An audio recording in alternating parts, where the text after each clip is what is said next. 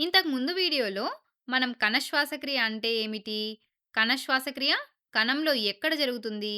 అనే విషయాలు తెలుసుకున్నాం కదా!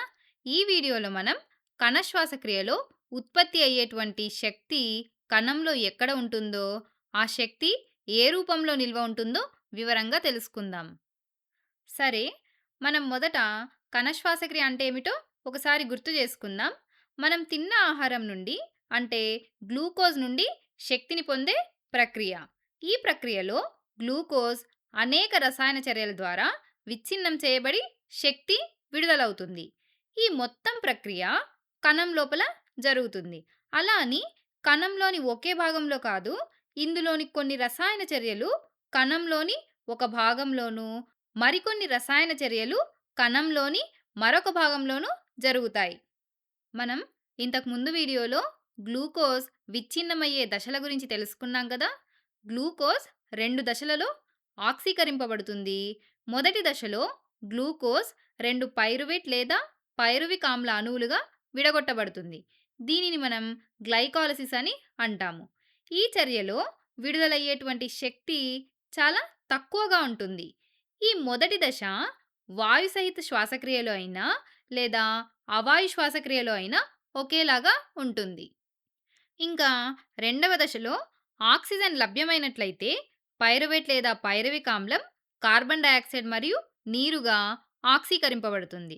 దీనినే వాయు సహిత శ్వాసక్రియ అని అంటారు. ఈ చర్యలో ఎక్కువ మొత్తంలో శక్తి విడుదలవుతుంది. అదేవిధంగా ఆక్సిజన్ లభ్యం కాని సమయంలో పైరువిక్ ఆమ్లం ఇథనాల్గా కానీ లాక్టిక్ ఆమ్లంగా కానీ మారుతుంది. దీనినే అవాయు శ్వాసక్రియ లేదా కిణ్వనం అంటారు. ఆక్సిజన్ లభ్యం కాని ఈ చర్యలో చాలా తక్కువ మొత్తంలో శక్తి విడుదలవుతుంది.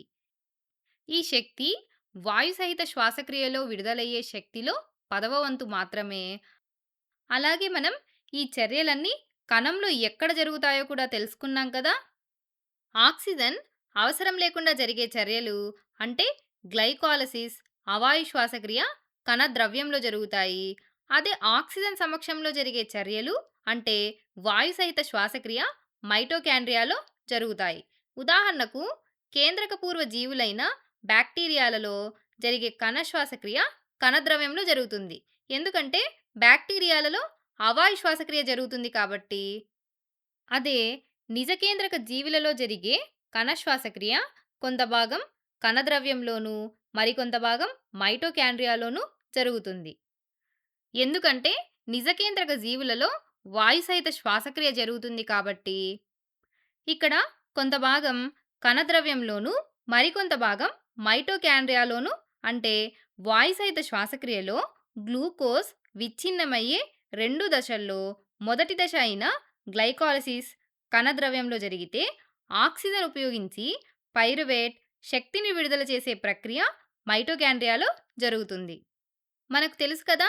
వాయు సహిత శ్వాసక్రియలో ఎక్కువ మొత్తంలో శక్తి ఉత్పత్తి అవుతుంది. అది మైటోకాండ్రియాలో నిల్వ ఉంటుంది. అందుకే కదా ఈ మైటోకాండ్రియాలను కణశక్త్యాగారాలని అంటారు. ఈ మైటోకాండ్రియాలో నిల్వ ఉన్న శక్తిని కణాలు తమ వివిధ పనులను నిర్వహించడానికి నేరుగా ఉపయోగిస్తాయని మనం సాధారణంగా అనుకుంటాం. కానీ నిజానికి అది పూర్తిగా నిజం కాదు. ఇక్కడ ఒక చిన్న విషయం ఉంది. గ్లూకోజ్ విచ్ఛిన్నమైనప్పుడు విడుదలయ్యే శక్తిని కణం నేరుగా ఉపయోగించుకోదు. అయితే మరి అక్కడ ఏం జరుగుతుంది? ఆ శక్తి మరొక అణువులో నిల్వ చేయబడుతుంది. ఆ ప్రసిద్ధ అణువు పేరే ఏటీపీ. ఏటీపీ అంటే అడినోసిన్ ట్రైఫాస్ఫేట్. గ్లూకోజ్ విచ్ఛిన్నమవడం వల్ల వచ్చేటువంటి శక్తి ఈ ఏటీపీలో నిల్వ ఉంటుంది. ఈ ఏటీపీ అడినోసిన్ ట్రైఫాస్ఫేట్‌ని కణం యొక్క ఎనర్జీ కరెన్సీ అని పిలుస్తారు. సరే, మనం దీన్ని ఏటీపీ అని అనుకుందాం. ఇది చిన్న మొత్తాల్లో ఉండే రసాయన శక్తి. ఎందుకంటే వాయు సహిత శ్వాసక్రియలో అనేక రసాయన చర్యల ద్వారా ఉత్పత్తి అయిన శక్తి ఈ రూపంలో నిల్వ ఉంటుంది కాబట్టి.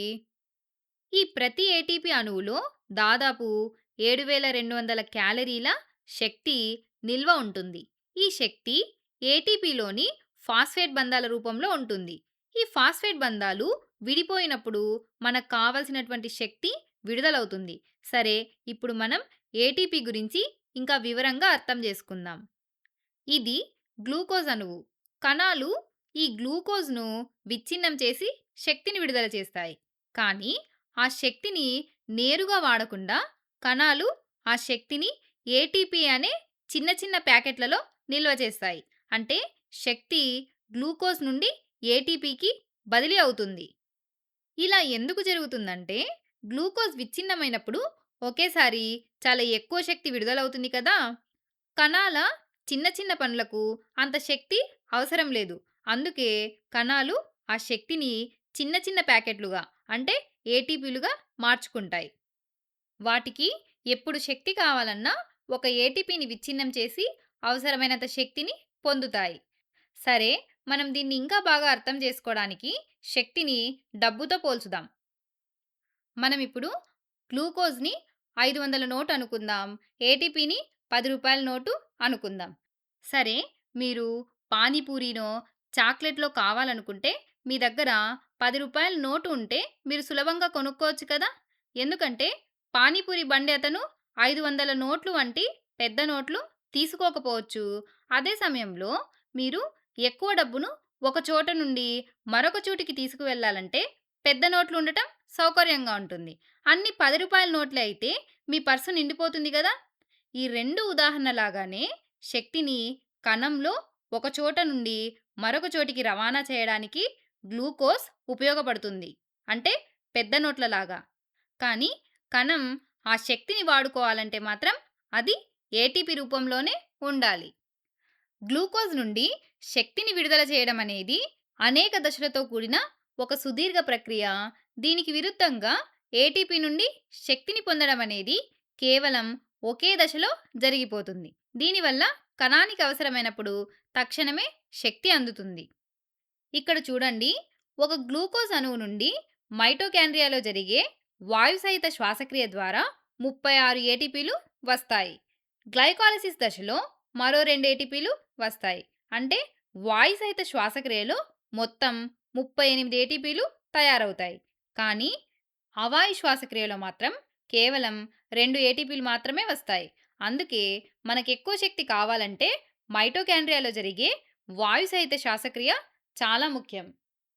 ఈ వీడియోలో మనం ఏ విషయాలు నేర్చుకున్నాం? శ్వాసక్రియలో గ్లూకోజ్ మొదట పైరువేట్‌గా మారుతుంది. ఆక్సిజన్ అందుబాటులో లేకపోతే అది అవాయు శ్వాసక్రియగా మారి తక్కువ శక్తినిస్తుంది. ఒకవేళ ఆక్సిజన్ ఉంటే ఆ పైరువేట్ మైటోకాండ్రియాలోకి ప్రవేశించి వాయుసహిత శ్వాసక్రియ ద్వారా అధిక మొత్తంలో శక్తిని విడుదల చేస్తుంది. ఈ శక్తి అంతా చివరకు ఏటీపీ రూపంలో నిల్వ చేయబడి కణ అవసరాలకు ఉపయోగపడుతుంది. ఏటీపీ అంటే అడినోసిన్ ట్రైఫాస్ఫేట్.